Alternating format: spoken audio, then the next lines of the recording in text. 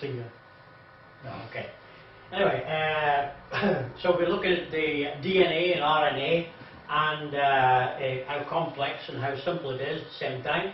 It's actually chock-a-block with information, and obviously the information's in there, and you've got a choice. It either just happened, fall out of the air one day, or somebody put the information in there in the first place. And for us, we believe it's just so complex that somebody has got to have put it in there, intelligence has got to prepare it. If you go to a certain part of the string and pick out some of the information, you would probably produce a pig. If you then went to another part of the string, picked out some more information, you produce an elephant. All the information to make any animal combination is already held in the string, including a duck-billed platypus. That must be somebody's sense of humour, isn't it? In nature, we've never really seen a single exception to the law of biogenesis. By that we mean that to get a cow, you must first have a living thing, but that living thing cannot be a horse, a donkey, or a whale. It must be a cow. To get a rose, you must have a living rose. To get a lion, you must have a living lion, and so on and so forth. And giraffe said, what's your back? Genesis said each after its kind. Each after its kind. One reason that evolution can't be true, it goes against the law of biogenesis. The Bible says kind produces after its kind. You must have written this, Frank. I must have written it, okay. Interesting.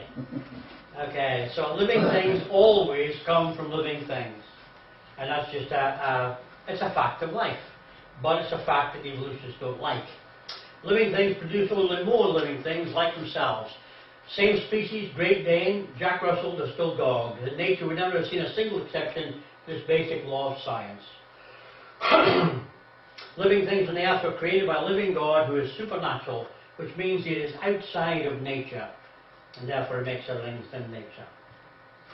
Recently, they dug up a frozen mammoth. They were able to get the DNA from the remains, which by itself is something that evolution says shouldn't happen. Because according to evolution, both blood and DNA have a lifespan, and the lifespan of both is nowhere near the millions of years that they claim originally put this mammoth under in the first place. Okay? So the very fact that they were able to get living DNA from something that had been frozen in the ice for so long actually was against everything that they expected to find.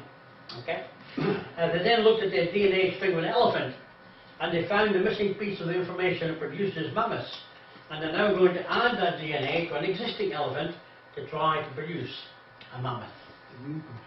Which I would imagine to be quite a mammoth task. Just by the way, if mammoths died out, as long ago as they say, the DNA should no longer be available as a shelf life. It disintegrates over time. For a scientist who has lived by his faith in the power of reason, the story ends like a bad dream. He has scaled the mountains of ignorance. He is about to conquer the highest peak. And as he pulls himself over the final rock, he is greeted by a band of theologians who have been there for centuries. Okay? Ultimately, they come round to the same conclusions that we've already been talking about.